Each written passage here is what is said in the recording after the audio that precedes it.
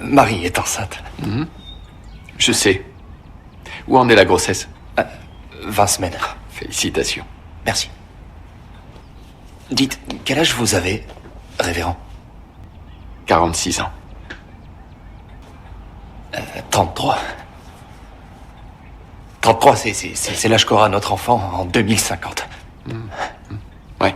Vous savez, c'est 2 ans de plus que mon âge actuel. Vous aurez 81 ans. Oui. Et vous savez à quoi ressemblera le monde en 2050? C'est dur à imaginer. Vous trouvez? Enfin, révérend, le monde change à toute vitesse. Et tout ça juste sous nos yeux. Je veux dire, 1/3 du monde naturel a été détruit depuis que vous êtes venu au monde. Vous voyez, la température sur Terre va augmenter de 3 degrés. 4, c'est le seuil de risque de conséquences graves, généralisées et irréversibles pour la planète. Et quand les scientifiques disent des choses comme ça, ils le disent tous. Le Centre national de recherche atmosphérique, le labo Lawrence Livermore, l'Institut de Potsdam... Il a continué longtemps comme ça. D'ici 2050, le niveau de la mer sur la côte est aura augmenté de presque 1 mètre. Les zones basses du monde seront inondées. Le Bangladesh aura perdu 1/4 de sa masse continentale. En Afrique centrale, les récoltes seront réduites de moitié à cause de la sécheresse. Les réservoirs occidentaux seront asséchés, sans compter les réfugiés climatiques, les épidémies, les conditions météorologiques. Vous voyez, une période très difficile va commencer, et à partir de là, tout changera très vite. Tony, Ouais. t'as vu ça? Il se passe la même chose dans le film. Ah, t'inquiète, c'est de la merde ce film. J'ai l'impression qu'il y a quelque chose d'important. C'est quand t'as dit il est 9h, c'est ça? C'est ça qui est important? C'est vrai, remarque, 9h c'est assez important comme horaire parce que c'est l'heure d'aller dormir. Remarque, une fois, je me souviens, il était couché vers minuit 10. Pourtant, moi j'étais fatigué après. Oh, j'y passerai des jours, des nuits, des mois s'il le faut. Ah non, de Dieu de bordel de merde. Ah, tu me rends dingue. Tu m'en fous. Ah, je suis fou. Ah, Tolstoy. Ah, ton cul. C'est mon génie.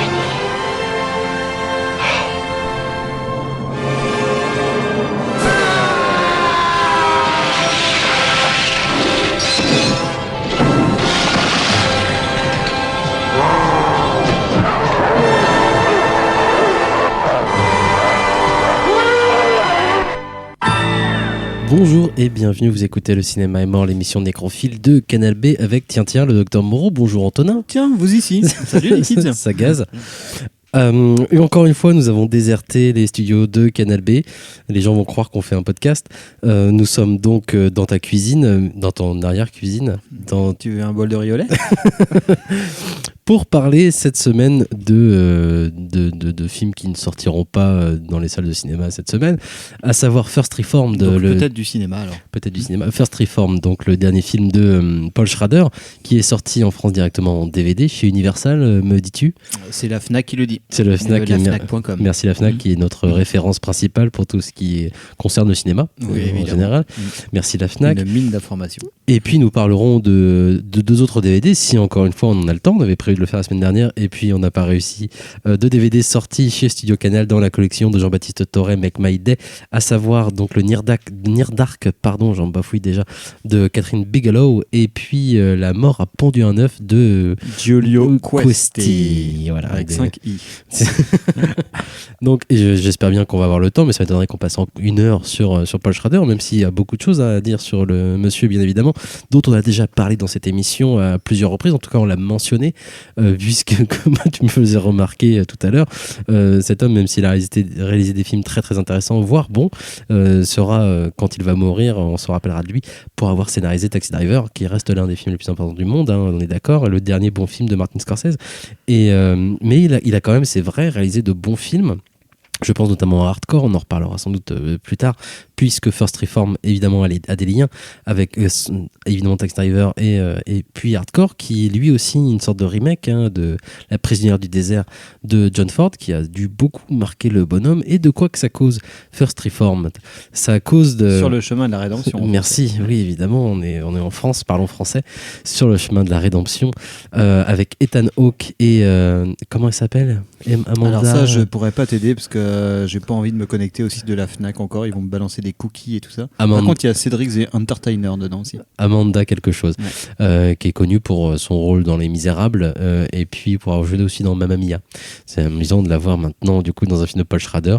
Donc c'est l'histoire d'un, non pas d'un prêtre, mais d'un, comment on dit, un révérend, vu que c'est des choses. Ouais, c'est un révérend. C'est un révérend, c'est ça, puisqu'il a pu se marier et puis faire du zipampan pour avoir un enfant qui est mort à la guerre d'Irak, et un révérend qui ne va pas très bien, donc puisque son fils est mort, que sa femme est partie, qu'il est seul, qu'il est triste et clairement il va pas bien, il est en train même de tenter une expérience d'écrire ses pensées sur un cahier tous les jours avec son stylo et ses doigts comme un type du 19e siècle. Et qui va se retrouver confronté à la crise d'un autre homme en couple avec donc cette femme Amanda, qui lui est convaincu que le monde court à sa perte, qui ne va pas tenir le coup, et on va suivre voilà donc comme ça ce petit fin de chemin de vie de ce révérend qui ne va pas très bien. Avant de dire du bien du film, parce que moi j'ai vraiment beaucoup apprécié ce First Reformed, ce qui m'a tout de suite choqué, on en a déjà beaucoup parlé hors antenne, c'est le fait que c'est un remake qui n'est pas annoncé comme tel, ce qui est un petit peu embarrassant, même si j'aime beaucoup le First Reformed, mais ça reste quand même embarrassant. Et même, ça me pose un problème au niveau de Paul Schrader de savoir est-ce qu'il est vraiment honnête intellectuellement, parce que je sais que c'est pas un con, qu'il a une vraie culture cinématographique, qu'il a, voilà, il a écrit beaucoup sur le cinéma aussi.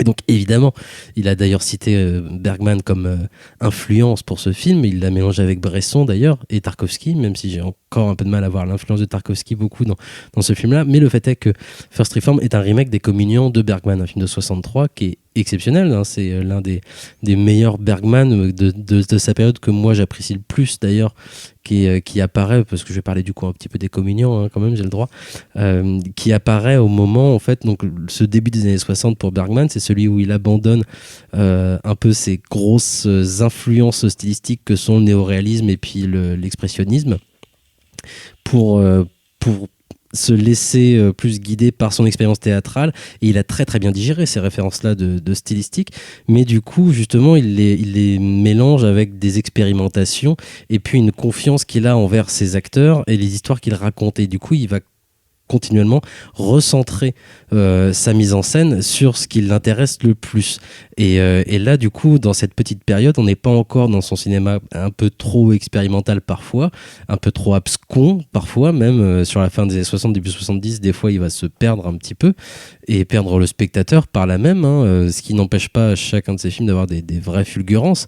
Mais voilà, dans les débuts 70, je sens que moi, il me perd en tout cas un petit peu des fois. Par contre, début 60, des films comme Le Silence, par exemple, et comme ces Communions-là, n'a pas la sécheresse qu'auront certains de ces films après ou même avant, ni même ce côté complètement expérimental, un peu dingo, voilà, qui est intéressant, mais qui, moi, en tant que spectateur, m'emporte un peu moins. Donc là, on a une espèce d'entre-deux qui fonctionne, je trouve, à la merveille, et surtout dans les Communions, qui raconte donc l'histoire d'un pasteur, lui aussi, qui a perdu la foi complètement, et qui se retrouve à devoir, une femme va lui demander de réconforter son mari, qui lui aussi a peur de la fin du monde. Il a lu un article sur les Chinois qui peut-être auraient le pouvoir nucléaire. Quoi, dans mon souvenir, c'est ça. Parce que moi, je l'ai pas vu depuis très longtemps. Toi, tu l'as revu il n'y a pas si longtemps que ça. Moi, c'est vrai que je l'ai pas vu depuis très longtemps. Ce matin. Voilà. Mais qui m'a. 6 heures. Voilà. Moi, c'était plutôt il y a 10 ans, mais c'est un film, pour le coup, c'est un des Bergman qui m'a le plus marqué. Et ce pasteur est incapable de remonter le moral à Max von Sydow, puisqu'il s'agit de Max von Sydow, ce bonhomme qui a peur des Chinois, qui est exceptionnel, bien évidemment, l'immortel Max von Sydow. Un jour, on fera une émission spéciale, j'espère. J'espère que ça sera pas pour sa mort. C'est ça. Si on l'a fait d'ici 20 ans, on a encore un peu de marge. Je pense qu'il est toujours immortel, Max von Sydow. Et donc voilà, ça ne marche pas, il n'arrive pas du tout à lui remonter le moral parce que le type n'a pas foi du tout, n'a plus foi ni en Dieu, ni en quoi que ce soit. Finalement, de perdre la foi en Dieu dans un film de Bergman, ça veut dire perdre foi en la vie de toute façon, quoi. Donc il est incapable de lui remonter le moral, le type va se tirer une balle. Ça, c'est le début un peu du film, hein. Et évidemment, en voyant First Reformed, j'ai été un petit peu embarrassé par toutes les similitudes qu'on pouvait y trouver. C'est hyper étonnant ce truc-là, parce que moi j'ai vu First Reformed déjà il y a 2 mois, je pense, et j'avais été très embarqué par le film. Effectivement, on va parler de ce film-là spécifiquement plus tard, mais du coup, tu me disais hier soir, voilà, mais c'est un remake en fait, et du coup, j'ai regardé le film que je n'avais jamais vu de Bergman, et c'est hallucinant. Donc, du coup, forcément, j'ai fait des recherches, et c'est juste dingo. Je suis tombé sur un blog américain où le tenancier du blog disait bah ouais, mais attendez là, parce que c'est un film qui n'a pas connu de sortie salle en France, mais qui là a gagné quelques prix dans une cérémonie Tu parles de First Reformed. Ouais, First Reformed qui est passé à Venise, hein, qui est passé au Ciel de Venise, donc conférence de presse avec Paul Schrader face à des journalistes quand même. Hein, déjà, c'est étonnant, voilà, que ce film sorte pas salle en France. Ça, c'est déjà quand on voit la gueule du film, on se dit pourquoi ça sort pas en France, c'est pas possible. Oui, parce que même visuellement, c'est quand même de la gueule. Enfin, on va en reparler aussi, mais et le film du coup a été quand même accueilli. Même le fait que ça ne passe pas en salle, ça a fait pas mal réagir sur les réseaux sociaux et sur différents sites qui ont accueilli le film avec une belle couverture éditoriale. J'ai l'impression. Il y a des articles dans la presse papier ou des presses internet, tout ça, où personne ne signale que ce film, clairement, enfin, au niveau du pitch, au niveau des personnages et compagnie, c'est clairement, oui, un remake.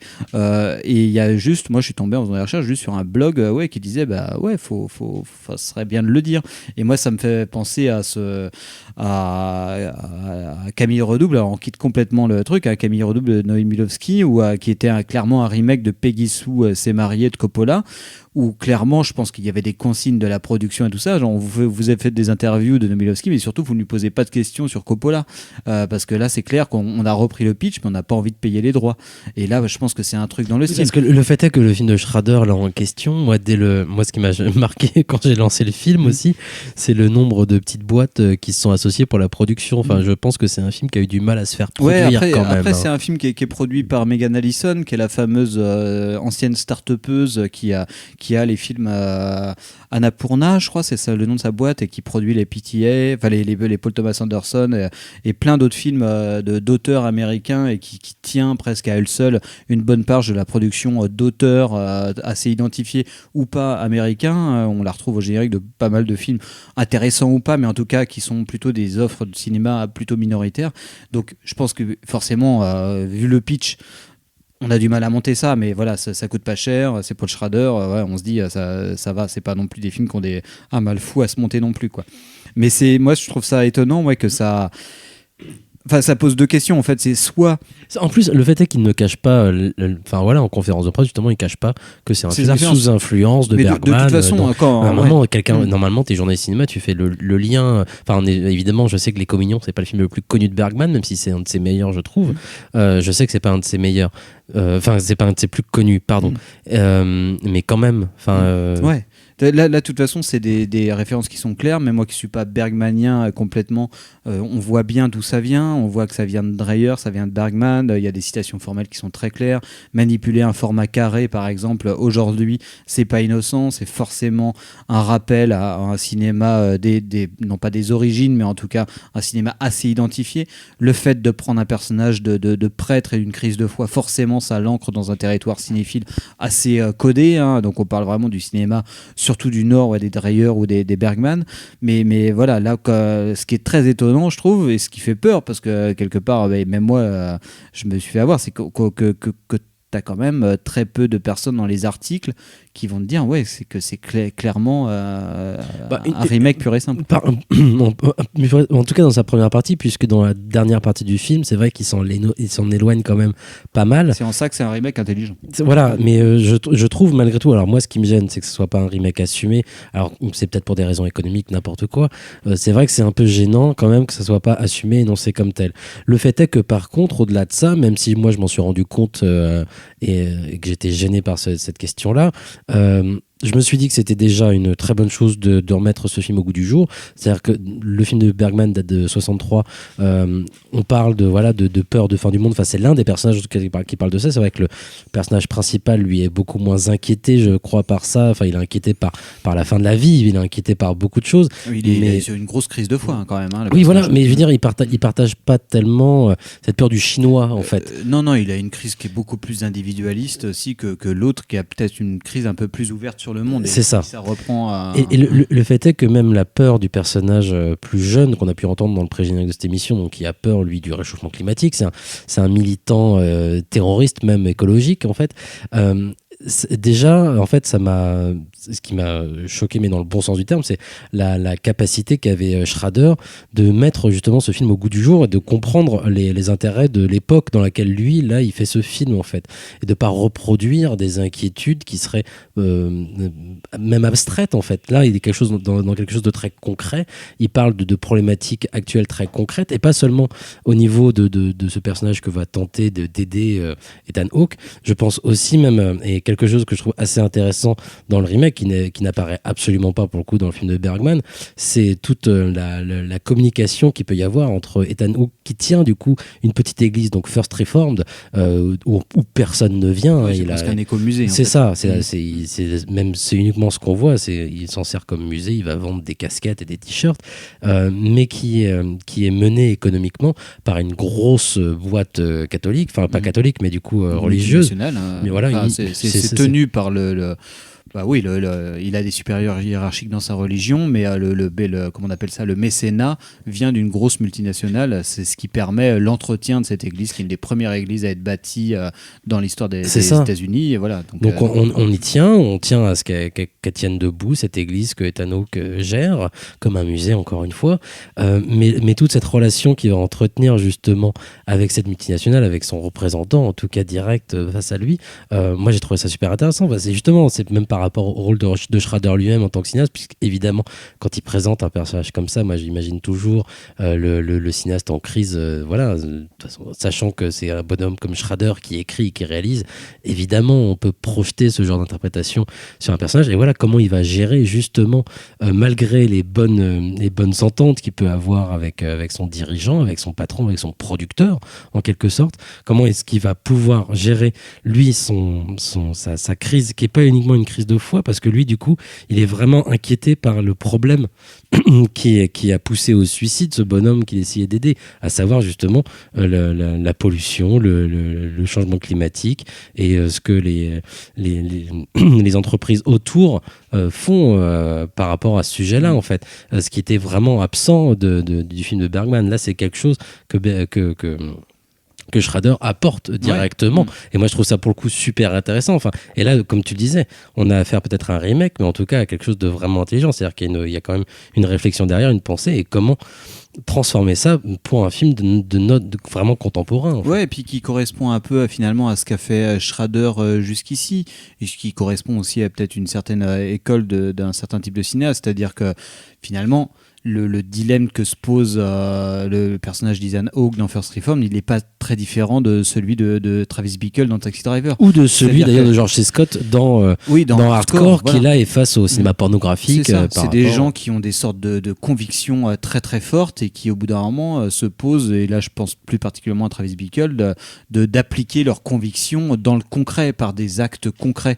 Et encore que Travis Bickle, je suis pas convaincu qu'il ait justement une conviction appuyée. En fait, il est en train de rechercher sa conviction. Il a une sorte de recherche de pureté. Il a cette sorte de recherche. Il y a un désir quelque part, mais il sait pas sur quoi le. Évidemment, mais en tout cas, on voit bien qu'il est affolé par l'état de dégradation de sa ville et tout ça, ça manipule à tour de bras des sortes de métaphores bibliques. Hein. Là, New York est représenté comme une sorte de Babylone, et d'un coup, il y a cette image de pureté qui apparaît en la personne de Sybil Shepherd au tout début, puis après Jodie Foster, qui sont des images de pureté qu'il convient de préserver de la corruption du monde. Et là, du coup, passage à l'action, et on y va, et on fait un acte du coup illégal, qui finalement a un dilemme pas si éloigné de ça du personnage d'Ethan Hawke, sauf que effectivement, on voit bien que la cause est presque plus juste, ou en tout cas plus justifié, avec plus de fondement dans First Reform. Et je trouve pas ça aussi évident que toi, ni dans Taxi Driver, ni dans First Reform. À la limite, dans Hardcore, pour moi, il y a un chemin qui est simple et évident. On a affaire à un père, donc interprété par George C. Scott. Sa fille a disparu et il découvre qu'elle traînerait dans le milieu pornographique. Elle ferait des films justement porno sous le manteau. Et là, pour le coup, lui, il est vraiment mené par cette envie de l'arracher de façon très claire et nette justement à cette Babylone. Là, pour le coup, il n'y a aucun doute. En ce qui concerne par contre Travis Bickle comme le personnage d'Ethan Hawke, pour moi, c'est quelque chose de beaucoup plus ambigu. Je pense que c'est des personnages qui ont vraiment en eux soit une colère, soit un désir de quelque chose, mais justement, ils n'arrivent pas à trouver c'est un désir de quoi, c'est une colère contre quoi en fait. Et du coup, ils regardent autour d'eux, ils cherchent et finalement, ils prennent le premier truc qui leur tombe sous la main. Bien sûr. Travis Bickle, c'est exactement ça. C'est pour ça que le Taxi Driver, c'est un film fascinant en termes de construction, même dramatique. C'est-à-dire qu'on a presque plusieurs chapitres, des petites étapes. On va commencer avec Sybil Shepherd et puis après il y en aura une autre et puis on va terminer avec Jodie Foster justement, et il va y avoir aussi la tentative d'assassinat par exemple d'un politicien, qui peut apparaître comme complètement grotesque, sauf que justement c'est qu'à un moment Travis Bickle s'est dit voilà, mais ma colère je vais la fixer contre ce bonhomme là, je vais faire cet acte là, et c'est très très intéressant je trouve. Et le personnage d'Ethan Hawke, moi j'ai eu le même sentiment, à savoir voilà, il est complètement paumé, on nous montre clairement comme ça au début du film, il est paumé, il a pas grand chose auquel se rattacher, mais mis à part justement peut-être son église à laquelle il s'attache et qu'il essaye d'entretenir et de faire vivre malgré tout, et il y tient vraiment. Moi j'ai pensé vraiment sincèrement qu'il tenait à sa petite église, mais il est au fur et à mesure persuadé d'un peu de l'inanité de cette fonction-là. Mais oui, et puis surtout, je pense que ça intervient au moment où il a cette conversation avec un jeune homme qui est clairement déprimé et qui est très en colère contre le réchauffement climatique, et qui a trouvé ce jeune homme, lui, des responsables de ce réchauffement climatique. Et c'est à ce moment-là que Ethan Hawke, et moi, ça m'a intéressé cette conversation qu'ils avaient, parce que dans le film de Bergman, justement, il y a ce genre de conversation aussi, sauf que du coup, le prêtre face à Max von Sydow, il n'arrive pas du tout à le convaincre que la vie vaut la peine d'être vécue ou des choses de ce genre, parce que lui-même, il y croit pas forcément, mais il n'est pas du tout intéressé par ce que lui raconte Max von Sydow. Alors que là, pour le coup, il le présente clairement, Ethan Hawke, cette conversation, il la présente comme un défi et comme quelque chose de vraiment intéressant, qu'il a envie de continuer, et il est vraiment intéressé par ce que lui raconte la personne, et ça le... Moi, je pense que dans ma lecture que j'ai pu faire du film de Bergman, clairement, il est presque excité, le prêtre, dans le film de Bergman, de discuter avec Max von Sydow, parce que avec Max von Sydow, il va pouvoir s'épancher dans sa propre crise de foi. C'est ça. En fait, dans sa propre... ça le conforte presque. Ça le réconforte de pouvoir parler à quelqu'un qui partage avec lui cette sorte de sentiment de l'absurdité du monde, et surtout de ce grand thème qui serait le silence de Dieu. Oui. C'est-à-dire à quel point le silence de Dieu... Il trouve quelqu'un qui le comprend en fait face à lui. Oui, il trouve quelqu'un qui le comprend et qui a vraiment ce truc-là. Et moi, je pense que ça, c'est... On en avait déjà parlé parce que Martin Scorsese, le dernier film de Martin Scorsese, traitait vraiment de ce sujet-là aussi. C'est un des grands thèmes qui court à travers le cinéma, le cinéma et de connotation chrétienne, c'est-à-dire, et qui est de toute façon un des thèmes de la religion catholique chrétienne, c'est-à-dire Jésus sur la croix qui dit mais pourquoi m'as-tu abandonné, avec Dieu qui ne fait rien pour sauver son fils. Ce qu'on n'a pas dit, c'est que Schrader a aussi scénarisé la passion, la dernière tentation de voilà. de et c'est quand même et ça moi, c'est un thème que je trouve toujours intéressant en matière de cinéma, parce que de toute façon, ça pose une question de cinéma fondamentale pour moi. Et justement, Schrader avait fait une thèse ou a écrit un bouquin. Je sais plus si c'était une thèse ou si c'était juste un bouquin sur le cinéma transcendantal, c'est-à-dire que ça pose cette question-là, c'est qu'on filme le réel, et l'idée du cinéma, c'est de partir du réel pour arriver à autre chose, c'est-à-dire de transcender le réel pour arriver à une idée qui serait plus spirituelle. Et ça, c'est il y a une vraie quête. Pour moi, c'est la base du cinéma. C'est l'outil du cinéma, c'est le réel. Et il s'agit de le transcender, de le transfigurer pour arriver à autre chose. Et c'est aussi l'idée de la religion chrétienne, c'est-à-dire voilà, on a ce réel, on a ce monde-là, et il y a la question de la foi qui fait qu'on a on va voir la présence de Dieu alors qu'elle n'est pas là. Enfin, elle n'est pas là, je veux dire, qu'on soit croyant ou pas, c'est pas cette question-là, c'est que c'est la présence de Dieu, elle est là et on ne pourra jamais la voir, on ne pourra jamais la représenter, justement. On ne pourra jamais la représenter, on ne pourra jamais la voir, mais on ne pourra que la sentir. Et la question du cinéma, c'est vraiment... c'est une question de foi, voilà, comme on peut avoir foi en tant que spectateur face à une histoire ou à un film. Voilà, c'est ça. Et le cinéma de Dreyer a été très fort là-dessus. Le cinéma de Bergman travaille beaucoup cette idée-là. Et Schrader, pour moi, il y a ça aussi. Et chez Scorsese, c'est aussi un truc très présent, cette chose-là. Et qui pose pour moi une question fondamentale. Ce qui fait des films qui sont hyper épurés sur la forme, c'est-à-dire des films... Pas toujours pour Schrader. Hein. Tu vois, par exemple, un film comme Hardcore n'est pas, je trouve, pas complètement épuré, quoi. C'est un film que je trouve très beau, c'est Chapman encore à la photo, comme c'était le cas pour Taxi Driver d'ailleurs. Hardcore, faut revoir ce film-là, moi je trouve visuellement assez impressionnant. Il faut mettre de côté la séquence finale, évidemment, qui tient pas debout. Le fait est que là, visuellement, c'est vrai qu'il faut qu'on en parle quand même. Il y a quelque chose de très rude, de comme tu l'as dit, d'épuré et en même temps d'extrêmement stylisé. Enfin, il y a une stylisation extrême déjà par le cadre dont tu parlais. C'est vrai qu'aujourd'hui, finalement, c'est tellement rare d'avoir un cadre en 4 tiers comme ça que ça surprend de prime abord. Moi, je m'y suis fait très vite quand même parce que justement, je sens qu'il y a un vrai lien entre cette forme et le fond. Là, pour le coup, c'est pour ça aussi que je pense que le film de Schrader est très réussi et peut-être l'un de ses plus réussis, c'est qu'il a vraiment trouvé une forme qui colle complètement au fond. Et je sais que même si c'est influencé, très influencé par Bergman ou par Dreyer ou par Bresson, de voir ça aujourd'hui en fait et que ça paraisse à ce point juste, il y a un petit côté exceptionnel en fait. Ouais, il y a un côté exceptionnel et puis c'est surtout que c'est très pensé parce que c'est aussi que c'est un cinéma de la parole, en tout cas la First Reform. Tout comme Bergman est un cinéma aussi de la parole, en tout cas sur très bavard, une bonne partie de sa filmographie. Et là, ça ne fait que de parler. Et en même temps, il y a là où le cinéma joue à plein, c'est qu'il y a quand même effectivement des cadres qui durent relativement longtemps, mais quand même un découpage extrêmement précis qui accompagne les mouvements de pensée de ces personnages, où vraiment encore on est dans cette question de la transcendance, où on sent très bien que cette parole est là, on a à la fois ce que les paroles disent, dans ce que les personnages disent, mais par le cadre et tout ça, on ressent aussi ce qu'ils sentent profondément, ce qui ne correspond pas forcément à leurs paroles. C'est assez prégnant dans la scène où ils discutent avec le jeune militant qui va bientôt se suicider. On sent vraiment tout ce truc-là. Mais en même temps, il y a ce truc du 1.33 qui devient un gimmick en ce moment. Au moment où on parle, il y a un film à l'affiche, Cold War de Pavel Pawlowski, qui a eu le prix de la mise en scène à Cannes, qui pareil, un film qui est filmé au format 1.37. Et c'est devenu une sorte de gimmick aussi, de gimmick du film qui veut se faire passer pour de l'art aussi.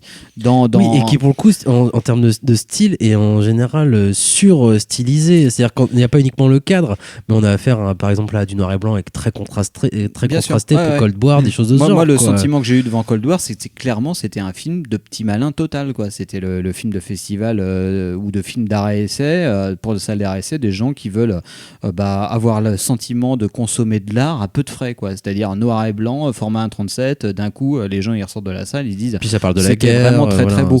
Mais en fait quand on voit le film, pour moi, je m'épancherai pas dessus, mais ça ne raconte rien. Parce que je parle de grande stylisation pour le film de Schrader, mais c'est vrai qu'au-delà du cadre, moi j'ai bien ressenti le travail sur les lumières que je trouve superbe.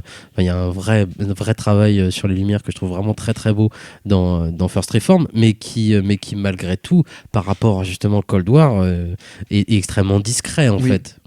Enfin, on a affaire plus à de la subtilité, à du clair, pas du clair-obscur, mais ceci dit, il y a quand même quelques écarts, quoi, dans le film. Il y a une scène complètement. Oui, j'allais y venir parce que je me posais la question. Ça m'a fait penser, moi, en fait, à quelque chose que toi tu avais reproché à un certain cinéma français d'auteur, qui se réclame d'une forme de réalisme, mais qui, dont je parle d'un cinéma contemporain, hein, mais qui régulièrement, au milieu d'un film qui se réclame comme réaliste, va proposer une séquence un peu féerique pour dire non mais attendez, je fais pas du réalisme, je fais du voilà, un truc qui est assez récurrent.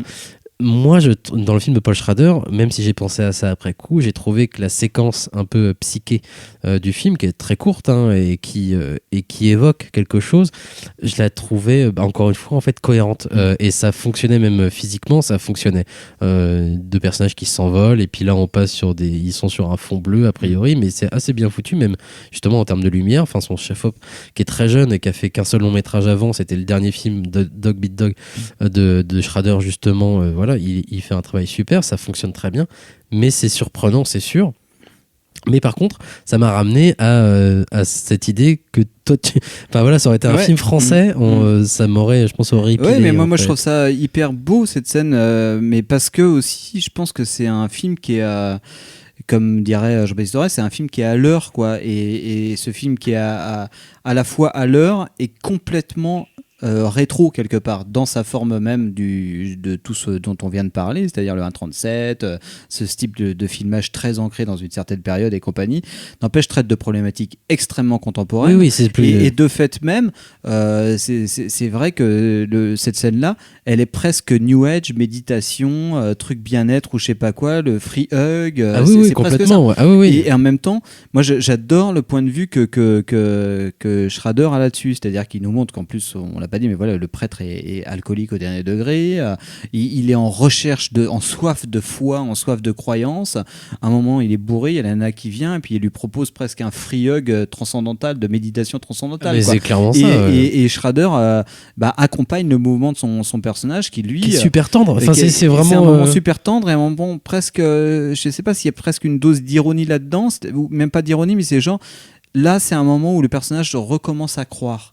Et du coup, par cette mise en scène, Schrader l'accompagne dans cette croyance dans une de vraie dire, bascule. Voilà, tu recommences à croire, donc tu guéris. Même si ce que je montre à l'écran, c'est un peu ridicule quelque part, peut-être un peu.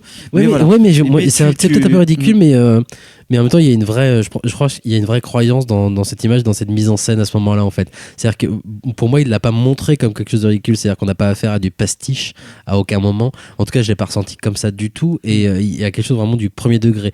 Et justement, on le fait pas n'importe comment non plus visuellement. Ça fonctionne malgré tout, même si évidemment c'est un peu, enfin, ça me fait penser un petit peu à The Big Lebowski qui fait son rêve et qui vole sur son tapis volant au-dessus de Los Angeles. Il y a un peu de ça, mais malgré tout.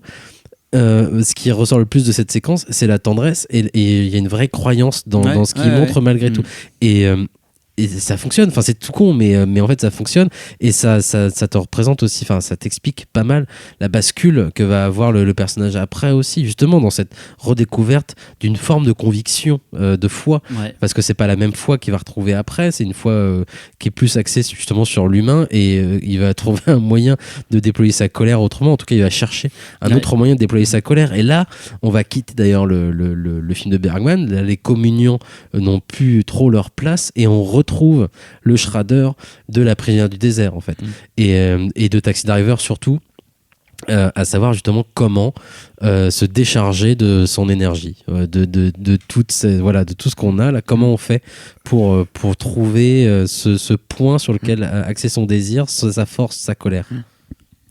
On peut conclure sur ces trucs-là en disant que voilà, en termes de film avec des personnages qui reprennent la soutane à travers le trajet du film, Signs, Shyamalan avec Mel Gibson. Et voilà. Et moi, en voyant le Bergman, ça m'a éclairé un peu Signs aussi. Voilà. Ça. Voilà. Et puis ça peut aussi éclairer un petit peu. On pourrait faire une soirée. Il faudra proposer ça, une soirée Signs, Bergman et puis un petit Piala. On peut se faire un Mel Gibson. Vrai. Une soirée crise de foi, ça serait superbe. On s'écoute un petit extrait, une raclette avant. un extrait du hardcore justement de Paul Schrader. Donc c'est tout début à 80 ou fin 70 d'ailleurs, je ne sais plus. Hardcore, c'est peut-être 79 ou fin 70, je pense. Quelque chose comme ça que je conseille à tout le monde, hein, malgré encore une fois la séquence finale qui est assez problématique. Mais voilà, vraiment. Et puis George C. Scott qui est exceptionnel. où on retrouve encore une fois toute cette crise que Schrader peut avoir avec les religions, on va dire. Voilà, on écoute ce petit extrait et puis on se retrouve après pour parler de la collection des 2 films sortis dans la collection de Jean-Baptiste Torret chez Studio Canal, Make My Day. Dans mon église, on croit à la tulipe. Qu'est-ce que c'est que cette connerie? C'est un acronyme pour mémoriser les canons de Dort. Toutes les lettres de tulipe nous rappellent un précepte. Ça donne... Ça t'intéresse vraiment que je te le dise? Oui, oui. Vas-y, tu sais bien que moi-même, je suis vénusienne. Bon, T, c'est pour la totale dépravation. L'homme, étant donné la faute originelle, est mauvais et incapable du bien. Toutes mes œuvres ne sont que souillure et boue aux yeux de notre Seigneur. Alors ça, pour un vénusien, c'est une attitude morale négative. Ah, ma foi, ça se peut bien. U doit nous rappeler l'univoque prédestination. Dieu a choisi un certain nombre d'hommes et de femmes qui seront sauvés, les élus. Et il les a choisis depuis la création du monde. L, c'est pour limite et rédemption. Seul un nombre limité de gens pourra expier et aller au ciel. I, c'est l'irrésistible grâce. La grâce de Dieu est une force à laquelle on ne résiste pas et qu'on ne peut nier. Et PE, c'est la persévérance des saints. Celui qui a la grâce restera à jamais parmi les élus du Seigneur. C'est ça, la tulipe. Moi qui me croyais un sac d'embrouille. Oui, je veux bien reconnaître que ça déboussole un peu quand on voit ça de l'extérieur. Il faut essayer de le vivre de l'intérieur. Mais si on vit ça de l'intérieur, n'importe quoi tient debout. Non mais c'est vrai. T'as qu'à écouter déconner les pervers. Un jour, un mec est presque arrivé à me persuader que je devrais me faire baiser par son berger allemand.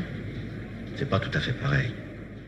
C'était donc un extrait du Hardcore de Paul Schrader qui est sorti il y a très très longtemps. On parlait de First Reformed juste avant, qui lui est sorti en DVD chez Universal. On continue avec les DVD avec donc 2 films qu'on a sélectionnés parmi les premières salves de la collection de Jean-Baptiste Torret, Make My Day chez Studio Canal. On a eu le droit à des films comme Max Mon Amour, comme Sans mobile apparent, et puis là du coup on a décidé de parler de 2 films, si on a le temps de parler des 2 films. Tout d'abord, La mort a pendu à 9 de Justy. Ouais, Giulio Questi. Ouais. Je vais te laisser. Et puis on a le temps du Near Dark de Catherine Bigelow. Oui, alors en fait, je crois qu'on en avait déjà parlé, mais c'est l'opportunité qui a été offerte à Jean-Baptiste Torret de puiser dans le catalogue Studio Canal pour extirper des films qui lui tiennent à cœur, en sachant que le catalogue de Studio Canal est énorme. Dans le début de Canal+, Canal+ était arrivé dans une politique d'acquisition de droits absolument énorme, donc c'est un catalogue de fous furieux, et qui comprend donc des films d'autres éditeurs sont allés piocher dedans depuis quelques années, et ça doit bien les emmerder que Studio Canal s'occupe de son propre catalogue, parce qu'ils ont plutôt tendance à s'occuper des titres phares, mais en termes de petites curiosités ou de films un peu plus fragiles commercialement, c'est toujours un peu plus compliqué. À ce sujet, pour vraiment revenir sur la collection, vous pouvez écouter l'émission de Mauvais Genre, où Jean-Baptiste Torret vient présenter justement cette collection et qui expliquera comment il conçoit les bonus aussi, comment il va choisir les films, pourquoi il a choisi ces films-là, des choses de ce genre. On va peut-être plutôt nous s'attarder sur les films en eux-mêmes. Alors moi en tout cas, moi ce que je retiens de cette première salve, c'est effectivement celui-là, La mort a pendu un œuf. Le gros morceau en termes de sortie, j'ai l'impression, d'après les échos que j'en ai, c'était plutôt 6 femmes pour l'assassin de Mario Bava, qui est un des premiers reconnus comme un des premiers giallo, après du coup La fille qui en savait trop, je crois que c'était daté comme le premier giallo. Et La mort a pendu à 9 aussi vendu comme un giallo, et qui moi en tout cas qui a fonctionné à plein sur moi, c'est-à-dire alors Torret le vend très bien comme une sorte de mélange entre un giallo et le cinéma de Jean-Luc Godard, c'est-à-dire Giulio Questi aurait vu Weekend et se serait dit à cause de ça j'ai essayé de regarder Weekend, faut avoir du courage. Moi j'ai pas fait l'effort. Si vous voulez faire du mal à quelqu'un ou à vous-même, regardez Weekend, c'est fascinant. On pourrait dire pareil pour Bergman. Non, mais c'est un objet fascinant. Mais c'est un objet fascinant, Weekend, et c'est techniquement impressionnant. Même ce que ça raconte, je trouve ça très très fort. C'est avec Jean-Yann et Mireille Darc. Et c'est un vrai cauchemar. Mais je dis ça dans le bon sens du terme. C'est-à-dire que c'est vraiment un film dérangeant, cauchemardesque. C'est tout à fait ce qu'on ressent aussi devant La mort a pendu un œuf. Mais En fait, moi, je suis pas un très grand spécialiste du giallo. Effectivement, j'ai vu les Argento, j'en ai vu quelques-uns, j'en ai vu sûrement plus que la moyenne, effectivement. Mais ce que je trouve toujours fascinant dans le cinéma italien des années 60-70, c'est justement qu'on a affaire souvent, et en tout cas, c'est peut-être parce que c'est les titres qui surnagent, et donc c'est ceux sur lesquels je me dirige, mais devant un cinéma qui est alors qu'il était plutôt un cinéma, c'était plutôt un cinéma à ambition populaire, un cinéma plutôt d'exploitation complète, donc vraiment c'était l'équivalent du roman de gare extrêmement commercial. Voilà, c'est ça. On a affaire à des films qui sont dans leur forme même quand on les regarde, mais complètement expérimentaux, hyper radicaux dans le discours qu'ils formulent et dans la critique de la société, dans quelque chose dans la représentation du sexe et de la violence, et surtout la stylisation extrême, très très expérimentaux. Alors Giulio Questi, c'est quelqu'un qui a œuvré là-dedans, qui a œuvré à la fois dans les deux genres principaux du cinéma populaire italien des années 60-70, c'est-à-dire le western spaghetti et donc le giallo. Le western spaghetti, il s'était fait connaître, je ne sais pas, mais en tout cas un de ses titres de gloire. En même temps, il a fait que 3 longs métrages chez Tire encore si tu peux, Django Kill Shoot en anglais. Je ne sais pas ce que c'est, le titre italien n'a absolument rien à voir, c'est Sei Vero, je crois, un film avec Thomas Milian qui était déjà un western spaghetti extrêmement étrange. Pour moi, une sorte de relecture aussi de La Moisson Rouge, tout comme Yojimbo de Kurosawa, et plus tard, Pour une poignée de dollars, était une relecture de Moisson Rouge de Dashiell Hammett. Et Dernier recours de Walter Hill, qui est merveilleux, revoyé Dernier recours de donc, Walter Hill. c'est-à-dire, on a affaire à un personnage qui arrive dans une ville et qui va se liguer avec, fur et à mesure, chacun des camps et mettre au jour les plus grandes hypocrisies de chacun des camps, et pour finalement tout faire exploser de l'intérieur. Là, c'est ce qui est étrange avec Tire encore si tu peux, c'est que ça joue la carte du personnage qui revient d'entre les morts, qui est une carte que va beaucoup jouer Clint Eastwood, à la fois, c'était presque en filigrane dans les films de Léon, mais c'est une carte qui va beaucoup jouer dans ses premiers westerns, dans Pale Rider, dans L'Homme des Hautes Plaines, dans José Wells, enfin pas dans José Wells, dans L'Homme des Hautes Plaines, et qui où toujours pleine d'ambiguïté. Est-ce que c'est un mort-vivant qui revient, cette grande figure de Clint Eastwood? C'est l'ange exterminateur. Et là, dans Tire encore si tu peux, c'est montré dès le début, le personnage est mort, il est ressuscité par des Indiens qui vont l'accompagner, lui donnent une grosse poignée de balles en or, et qui lui disent voilà, on te donne ça, tu revis, tu peux te venger, mais par contre il va falloir que tu nous racontes comment c'est les hautes plaines et tout ça, comment c'est l'au-delà, parce que toi tu l'as vu. Donc c'est un film qui est assez réputé parce que c'est extrêmement violent, et puis il y a des grosses parts de presque psychédéliques dans le film. Il y a des audaces formelles à folles. Moi j'avais déjà vu ce film-là il y a longtemps, je l'ai revu. Effectivement, le film est assez fou, mais il a vraiment beaucoup trop le cul entre deux chaises à mon avis. C'est-à-dire qu'il y a des scènes, tout ce qui tient du récit finalement n'est pas très intéressant et pas assez ramassé. Le film est beaucoup trop long par rapport à ce que ça raconte, et finalement on attend les moments où Giulio Questi va faire ce qu'il sait bien faire, c'est-à-dire faire n'importe quoi dans le sens où être dans l'expérimental pur et simple. Et donc moi, La mort à Pont-du-Neuf, ça a été un choc, j'ai vu ça, et je vais essayer pour une fois peut-être de pas trop spoiler. En même temps, c'est pas qu'il y a beaucoup d'éléments d'intrigue à raconter, mais vraiment essayer de laisser la surprise, mais pour aller peut-être plus dans l'analyse, peut-être pas dans l'analyse, mais voir, moi la lecture que je peux en avoir, c'est que c'est effectivement un film qui date de 68, donc, et qui prend acte des changements radicaux qu'il y a dans les sociétés modernes occidentales. C'est-à-dire qu'il prend l'industrialisation massive en termes d'élevage d'animaux, qui raconte, qui filme les nouveaux espaces créés par l'hyper-organisation des territoires urbains, c'est-à-dire les autoroutes. Ce qui tient de l'époque quand même énormément. Ce qui tient carrément de l'époque, bien sûr. C'est un truc qu'on retrouve dans le Grand Bazar des Charlots aussi. Carrément, on retrouve dans le Grand Bazar des Charlots, on le retrouve chez Godard, on le retrouve chez Sautet aussi. Ce que je veux dire, voilà, c'est que justement, c'est vraiment un truc d'époque. Bien sûr. Ça, c'est carrément un truc d'époque, mais qui, voilà. C'est vrai qu'il est radicalisé là dans le. C'est radicalisé, et c'est un truc d'époque, mais en même temps, voilà, on a affaire au cinéma des années 60-70, et c'est un cinéma qui n'avait pas peur de filmer son époque. peut-être que il nous manque le recul, mais moi j'ai pas l'impression que le cinéma contemporain filme l'époque, si tu veux, en Mais ce peut-être moment. que c'est parce que notre époque, justement, moi, enfin, c'est une parenthèse encore, mais peut-être qu'on a affaire à des films, je pense, qui filment notre époque, mais qu'on n'a pas la même époque non plus, en fait. Oui, C'est-à-dire qu'on bien sûr. on a affaire, nous, enfin voilà, c'est vraiment pas du tout les mêmes questions. Et on parlait tout à l'heure de Fast Reform et de l'inquiétude, justement, qui est abordée dans le film du changement climatique, mais c'est pas l'inquiétude qui est partagée par tout le monde, en fait. Et aujourd'hui, l'inquiétude, ça va être plutôt les images, ça va être des choses de ce genre, et elle est partagée, je pense, dans certains films, quoi. Même la vacuité même, en fait, de la consommation, elle est toujours abordée dans beaucoup de films, je pense. Bah, moi, tu vois, après, je me suis posé la question il n'y a pas si longtemps que ça. J'ai regardé la gueule du cinéma américain de cette année. Ah oui, non, mais pas dans le cinéma Non, mais populaire, je suis d'accord. C'est peut-être- pas dans le grand oui, mais même- tout venant. Hein, mais ça se faisait beaucoup mieux et beaucoup plus à l'époque, ça, il n'y a aucun non, doute. mais c'est qu'il y a un truc où on veut pas regarder ça. C'est tout dans le cinéma américain, par exemple. Si on dresse la liste des films de l'année, il y en a, c'est 50%, c'est des films d'anticipation qui traitent plus ou moins de problématiques contemporaines sur le mode d'anticipation, et le reste, c'est des films d'époque. C'est que des films d'époque. Il y a les Phantom Thread, les Under the Silver Lake, les Moitonia et compagnie. C'est que des films qui se passent dans le passé. Il y a très peu de films qui se passent Aujourd'hui, en 2018. Voilà, c'est un cas d'école. C'est très amusant de regarder la liste des films du cinéma américain. On se dit, mais en fait, c'est une infime minorité qui se passe à l'époque contemporaine. Mais je Sinon, pense que c'est pour ça, par exemple, qu'on a salué un film comme Le Monde est à nous, à toi. Oui, là, c'est ça. C'est qu'on se dit, mais d'un coup, le cinéma a du mal à regarder en face l'époque. Soit il se projette, alors les nombres de films post-apo, on en a des caisses et des caisses, hein, mais voilà.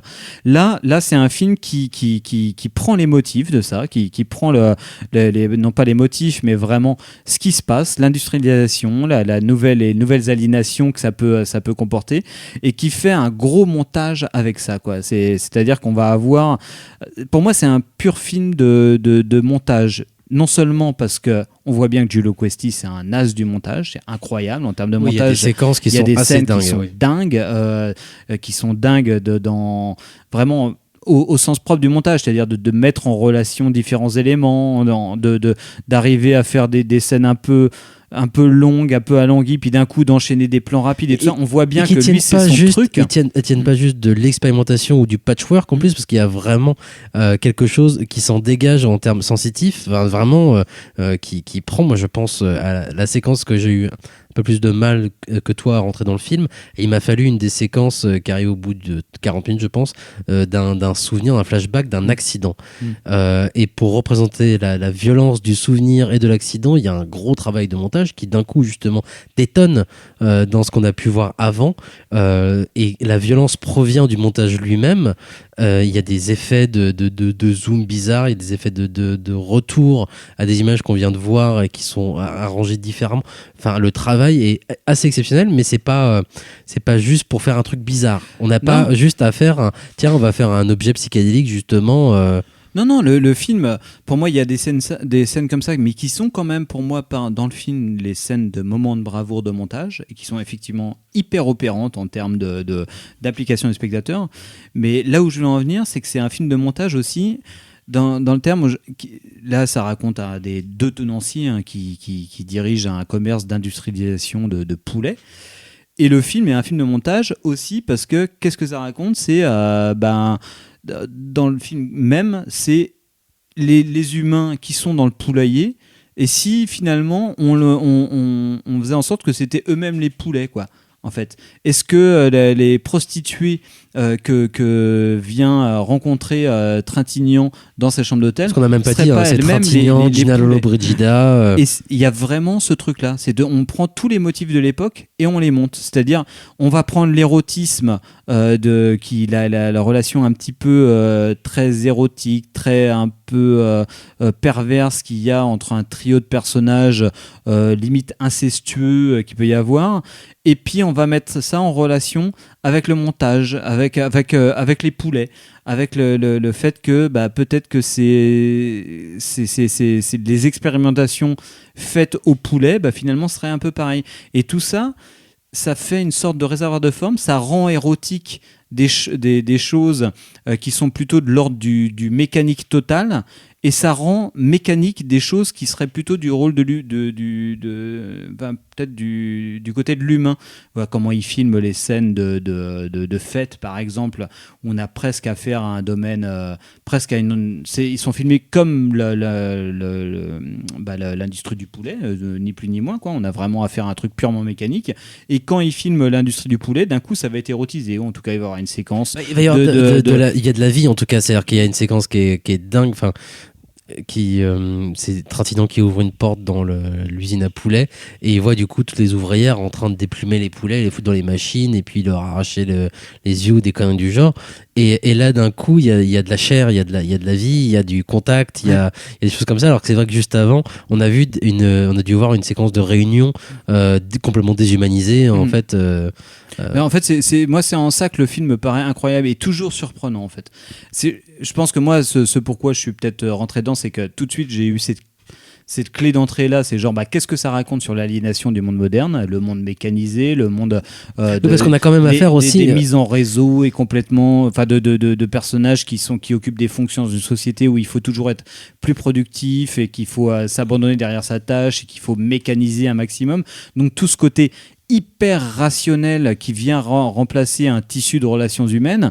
Et moi, c'était la clé d'entrée que j'ai eue d'office. Et d'un coup, on voit que formellement, tout correspond à ça et délire la chose. Ça délire complètement le truc par une sorte de montage de plein de choses. Moi, ça m'a fait penser à Crash, en fait. J'ai pas lu le bouquin, donc je pense forcément au film de Cronenberg, mais Crash, où avec ces fameuses thématiques, des gens qui sont complètement en train d'érotiser la machine et l'accident de voiture, et qui sont dans un monde complètement déshumanisé, où finalement, ils ne peuvent avoir de relations érotiques que par l'intermédiaire d'une mécanique. Et en fait, pour moi, ça explore exactement la même chose, et de façon beaucoup moins froide et beaucoup plus drôle, beaucoup plus chaleureuse et beaucoup plus flippante que Cronenberg, qui était plus cérébral. Alors, moi, je l'ai perçu un peu différemment. Et ma fenêtre est arrivée beaucoup plus tard. Donc, après l'accident dont je parlais, il y a le personnage de Trintignant qui m'apparaissait comme un personnage perdu au milieu de ce monde justement de machines, d'entreprises, mais que j'avais un peu de mal à cerner. Et donc au bout de 40 minutes, il a un petit dialogue justement avec sa maîtresse où il lui explique que lui, ce qu'il veut, c'est de l'aventure, c'est une vraie histoire d'amour parce qu'il y croit en fait et qu'il espère toujours trouver ça. Et qu'il a envie de s'enfuir et de changer de vie et il n'en peut plus de ce monde-là. Et j'ai vraiment à partir de là suivi en fait ce personnage qui est vraiment le seul dans tout le film en fait à vouloir fuir cet univers. Tous les autres autour de lui, ce qu'ils recherchent, c'est justement l'expansion dans leur exploitation de poulets. Et comment on va faire pour faire plus de poulets, le vendre encore plus. Et lui, c'est seul, clairement, qui se moque du poulet. Et ce qu'il veut, c'est de l'aventure humaine, en fait. Et à partir de là, du coup, j'ai vraiment suivi une confrontation pure et dure entre ce petit homme ridicule tout seul, parce que je dis petit homme ridicule parce que je me suis rendu compte aussi que Trintignant représentait vraiment pour moi, mais pas uniquement dans ce film, mais à peu près dans tous ses rôles, le col blanc, le sous-chef, quelqu'un qui pourrait bosser dans une administration, et parfois il est le petit grain de sable, et parfois il est au contraire, comme dans Le Conformiste par exemple de Bertolucci, ce gros grain de sable qui va faire en sorte que la machine prenne avec elle tous les autres petits grains de sable qui gênent. Bref, tout ça pour dire que du coup j'ai commencé à suivre ce personnage-là et que j'ai vu, moi, un film qui parlait vraiment là on a affaire à du coup à un type qui bosse dans l'industrie, mais encore une fois, même si je surinterprète toujours, je vois le cinéaste, l'artiste, n'importe qui du coup va lutter contre une grosse machinerie, et on en arrive à cette séquence que je trouve, même si je spoil un petit peu, mais qui est exceptionnelle parce qu'il y a non seulement un hangar évidemment à poulets avec un nombre de poulets complètement, mais en plus de ça ils font des expériences pour essayer de créer le poulet qu'ils pourront vendre à peu de frais et qui va produire le plus. Donc du coup on a affaire à des petits monstres de poulets sans tête ni sans ailes, créé génétiquement, et tout le monde est ravi de voir enfin cet objet-là. C'est-à-dire qu'on va se retrouver enfin avec ce qu'on veut pour proposer au public. Voilà, c'est juste un truc qui va grossir tout seul sans avoir à le nourrir, avec que de la Il y aura même bidoche, plus besoin quasiment. de couper les pattes ni Plus la tête. rien, c'est-à-dire qu'on réduit les coûts de fabrication, les coûts de tout, en fait. On va vraiment pouvoir faire du vrai profit. Et lui, là, sa réaction, il trouve ça monstrueux. Personne ne comprend, mais comment tu peux trouver ça monstrueux ? C'est ce qu'on rêve de faire, ce que tout le monde rêve de faire depuis toujours. C'est l'objet parfait. On a enfin réussi à créer l'objet parfait. Un poulet sans tête et sans ailes. Je trouve ça, c'est super beau comme c'est montré. Et lui, il trouve ça monstrueux, il va tout démolir et la séquence est exceptionnelle. Ouais, quoi. Et elle plus, représente tellement de choses, cette séquence, justement. De toute façon, c'est l'allégorie du film tout entier. Parce que c'est ça. Tous les personnages, sinon il s'agit vraiment de couper tout le gras pour arriver à une société hyper fonctionnelle. Voilà. Et les gens, il y a un retour de toutes les pulsions qui arrivent et qui vont venir, et surtout chez Trintignant qui veut vraiment, lui qui a cette soif de quelque chose d'autre, qui nous est montré de façon un peu ambiguë au début, mais qui veut, qui a c'est ça, c'est qu'au départ il nous est montré plutôt comme le taré en fait, c'est ça qui est beau entre guillemets, c'est qu'il nous est montré dans la première scène du film comme le fou en fait. Et du coup, à partir du moment où on nous le présente comme le fou du film, pendant la première partie, moi j'ai continué à voir en lui une espèce de type qui cachait un secret morbide et qui allait assassiner tout le monde parce qu'on est censé être dans le giallo ou n'importe quoi. Et au fur et à mesure du film, son personnage se transforme complètement et c'est lui qui va représenter justement la lutte contre cette industrialisation complètement mais folle, mais complètement ce poulet sans tête quoi. Et lui, il est le seul contre ce truc là quoi. Voilà, et il va être temps malheureusement qu'on arrête encore. On n'aura pas le temps non plus de parler cette semaine du Near Dark de Catherine Bigelow. Alors que je préfère quand même qu'on parle de la mort à Port-de-Neuf, parce que c'est vrai que Near Dark, moi j'ai été déçu en le revoyant en fait, donc je ne tiens pas particulièrement à en causer, mais bon, ça aurait été intéressant, on en reparlera. Mais après, juste pour te dire un mot sur 6 femmes pour l'assassin de Mario Bava, qui est présenté dans la même collection, et qui est pareil, un film extrêmement expérimental, très, très plastique. Moi, pour le coup, j'ai eu un rapport de spectateur hyper éloigné de ça, peut-être le même que le tien par rapport à La mort à Pont-de-Neuf. Où je regarde ça, je me dis c'est très joli, mais par contre c'est clair et net qu'on a affaire à un film où le scénario, en tout cas en termes de machine dramaturgique, ne marche pas du tout, et ça ne marche qu'en termes d'expérimentation plastique quoi.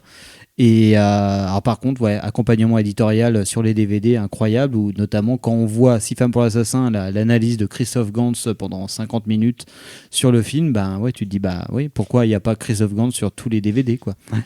Parce qu'il n'est pas facile à trouver et à choper pour faire des entretiens en fait.